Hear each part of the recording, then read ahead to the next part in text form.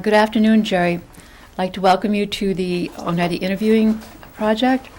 And we're going to begin by asking you to say your name and then spell it for us, and then give us the date you were born and where you were born. Okay, my name is Gerald Bruce Cornelius, Gerald, Brucecornelius. And I was born in Manitowoc, Wisconsin on July 30th, 1947. And could you give us the names of your parents? My father's name was Morris, who was now deceased, and my mother's name was Nellie, who was also deceased. Okay, let's go to your mom's side and give us your mom's maiden name, and then her parents and her grandparents, if you can remember them. Her maiden name was Metoxen, and her mom and dad was William B. and Mary Metoxen. And I don't know who their parents were. Her grandparents, okay. And we'll switch over and go to your dad. All I know is that my dad's mother's name was Jane Cornelius, and I ain't sure of his dad. Okay. Do you remember any of your grandparents very well? On my mother's side I do, yes. But on my father's side, vaguely. Did you get to go visit her once in a while, or? Once in a while. They lived way down in, well, at that time it seemed like a long ways, down in Two Rivers. Okay, and you were pretty much in Manitowoc when you were first born? Right. Okay. What was your mom and dad, if you could describe your mom and dad, what would you say they were like? Did your mom work out? Was she a homemaker, cooker, whatever? She was a mother. Mm. It's What's a that? living, she didn't work at the time. And my father, I don't remember him at all. He died when I was like 2 years old. Okay. And but she had remarried, and still yet she never worked outside the home until they were divorced, and then she did. So, because she had to provide for all of us. Okay. Now, did you have sisters and brothers? Yes, I got 2 sisters and 3 brothers. How about giving us their names, starting with the oldest down to the youngest? Okay, the oldest one is Gloria. She still lives in Seymour. And then there's Wayne. He lives in Oneida. And there's Richard. He lives in Oneida. And then there's me. And there's my older brother Francis. He lives in Oneida. And Janet, she lives in Sussex. It's down by Milwaukee. Okay. 5 kids?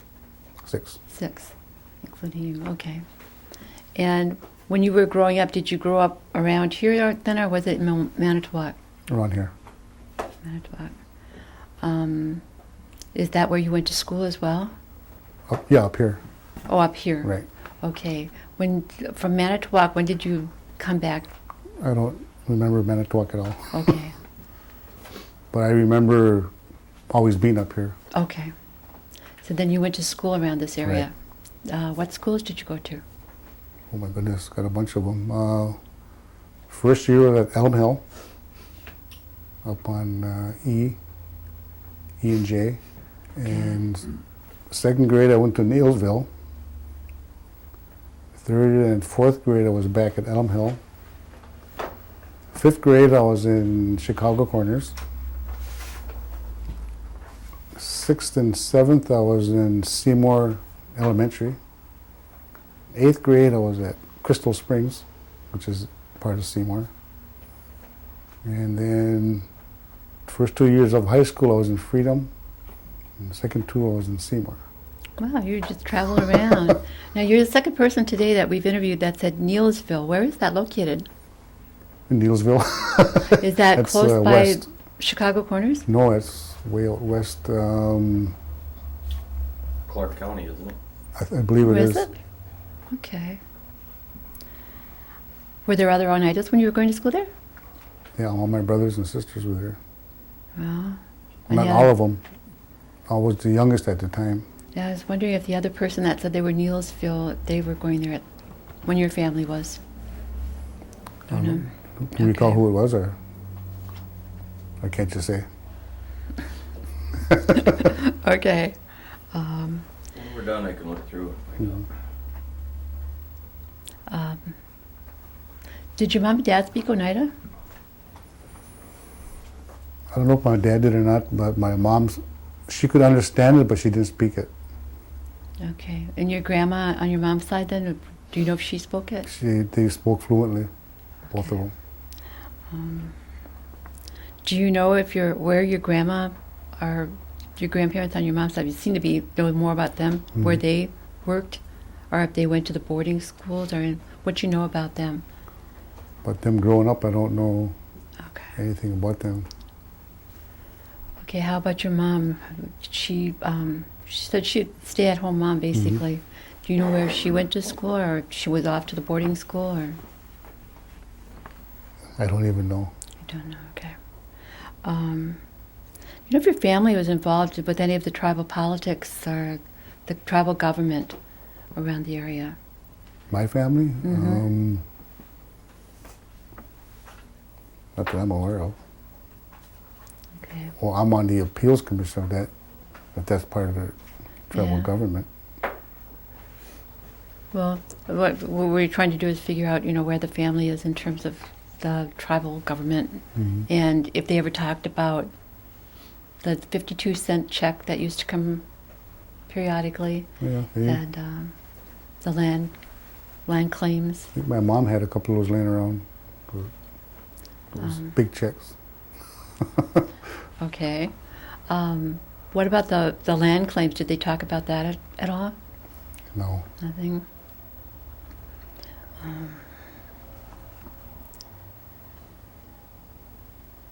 When you were going to school, and you went to a lot of different schools, it sounds like, did you ever run into any problems with discrimination?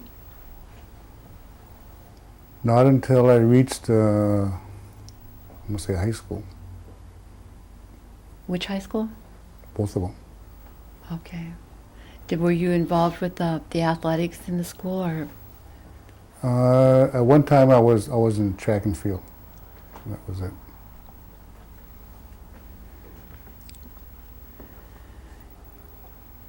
When you were growing up, what type of responsibilities did you have in terms of helping out with, a lot of kids have, you take out the garbage or shovel the sidewalk or different things that they were responsible for? Trying to think, just what you said, take out the garbage. We used to have to go to the neighbors to get water because we had no running water. Where were you living then? We're on County Road H, just south of Moss's there, Chicago Corners. And we had Was to go that get kind of like our everybody water. around the area go to that well? Quite a few of us did, yeah. When you think about the summers growing up, what were your summers like? Did you participate in local baseball games or cherry picking? Or? Well, we did cherry picking. We used to bale hay for spending money in the summertime. Little fishing, swimming, The fair? the fairs. Just get in trouble a little bit now and then. Nothing serious. Now, a lot of us didn't have electricity and running water. It sounded like you had to haul water. How about electricity? Did you have electricity? We always had electricity. What of the local churches did your parents belong to, and did you participate in the church holidays or in Hoyan? Yeah, we were affiliated with the Methodist Church, and we used to do all their church stuff, their Christmas parties, their MYF. I belonged to their MYF for a number of years, and we had different outings with the church, picnics, baseball games. Do you go Hoyaning? We did, yeah. Kind of a long walk? Yeah, Worth it, right? 5 miles uphill both ways. What was your favorite food when you lived at home? Your mom's cooking. She was a good cook. I don't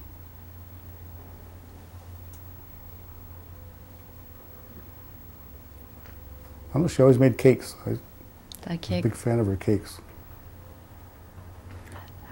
Good baker as well as good cook. Huh? Right. What were some of the more memorable experiences that you can think of as you were growing up? Was there anything that stands out in your mind as a biggie? As far as what? It maybe moving, or a school, a teacher. If you had to look back and say, "Oh, when I was 13, this happened," and it stands out in my mind. We were always moving, so I can't really recall. How about your first car? I was old then. Okay. Well, how about military service? Yeah, I was in the Army from 1966, 68. And where were you stationed? My longest tour was up in Alaska. Spent 16 months up there. Did you like the service? I like it now. It was all right. It treated me good. Taught me a lot. Okay.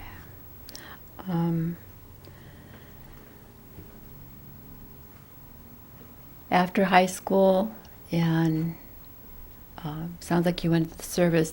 Is that when you got married, or what is your family status? Well, at the time I got married, and after I got married, and 2 years after that, 2 weeks after that, I got my draft notice. So I was married and got drafted Okay. within a month. And what happened after that? What do you mean? Well, after the service. Well, I got out, lived in Minneapolis for 11 years, and I came back. We got divorced after that for some reason. And I got remarried, she got remarried. We had 3 kids. Were you No. meaning the first or the second? First. Okay. And what are their names? Jerry Jr., Greg, and Kristen. Okay. After you got out of the service, what kind of jobs did you work in? Well, before I went in the service, I went to school for welding. Okay. And when I got out, that's what I did for up until about 5 years ago. Okay. Any grandchildren? 14. Or you want to name them, or I don't know if I could name them. a lot of people like to put the names of their grandchildren on the tape. Okay, I got Kenesha, Michael, Yakira, and Nathan. And there's Jeremy. And one of them died, and his name was Jonathan. Then there's Greg Jr.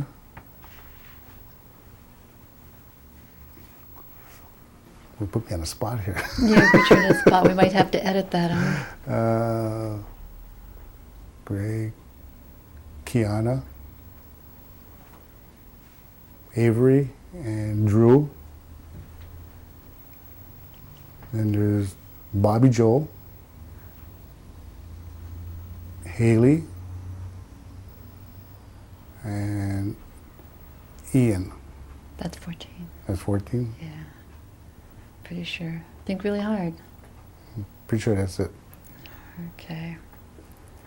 So you have a good-sized family. Did the most of them live on or near the reservation? Well, my daughters, she has 4 of them. They all down in Kenosha.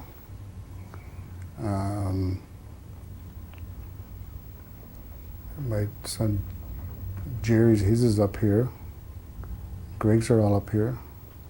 Oh, I forgot some. I forgot 2 other ones. Boy, I don't know their names. Okay. Now, we were talking about tribal government before, And you said you're involved with With the Appeals appeals. Commission. Okay. Are there? You want to talk about that a little bit, or there are other agencies that you're involved with the tribe? One time before the appeals, I was on the ONVAC board, which is for the veterans, Right. Veterans Affairs. And it's when you have the if you call it politics, but involved in tribal goings on. That was it. Okay. How long have you been on the appeals? This is my second year. Okay. What is your idea of what sovereignty is? Well, sovereignty, to me, is like being your own government. But I think there's some holes in it, the way we're doing it now. Because we're not really our own government. We have to answer to other people. Okay. What does it mean to you to be Oneida? Feels great. And what does it mean to be an elder? Pretty good. I don't have a problem with it. You think it carries more responsibility? Oh, definitely. Your peers will be looking up to you then, going to you for advice, answers. Yeah. One of the questions we ask people that seems to be a significant thread that runs through the community with different families and different people, well, they tell stories. Some of them are what we call ghost stories or witch stories. Some people have them, some people don't. So we just ask everybody if you're familiar with any. I've often heard of the goat man. Mm-hmm. Have you ever heard of him? Fairly recent one too. Mm-hmm. And another little story, I don't know, my father-in-law told me this, but where we live now, and I guess years ago there must have been a house there, and the guy's name was Luke, and he had died Where do you live? over around County Road U, Okay. just south of Green Acres. Okay. And he said this guy Luke must have died there. And it's just funny because we tell that to the grandkids now, that Luke's in the house. And they don't know who Luke is. They say, well, he's a ghost, but he's a friendly ghost. Haven't seen him yet, huh? And I haven't seen him. Okay. Is there any particular aspect of the culture, and I know everybody has a different idea about what culture is. Some of them are pretty close, or have the same idea in terms of what Oneida culture is. Mm-hmm. Are there any of those thoughts, or what you consider Oneida culture, that you would like to see passed on? I think the biggest thing to me is the language, because it's going fast, and there's not enough young people into it yet. I think that's the main thing, is the language. We are the language, or the language is us, you know.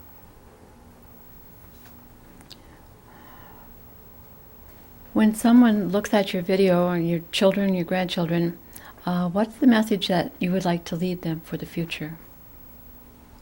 Get your education. I think that's probably your number one. Educate yourself. Okay. Now I'm going to ask the gentleman back here if I missed anything.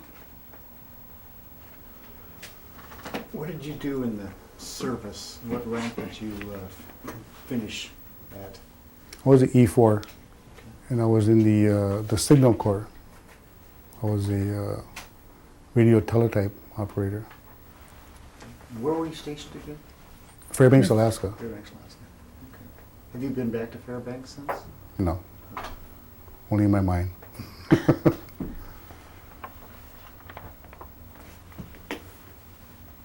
all I had. That's it? All righty. I'd like to thank you very much, Jerry. Welcome. My pleasure.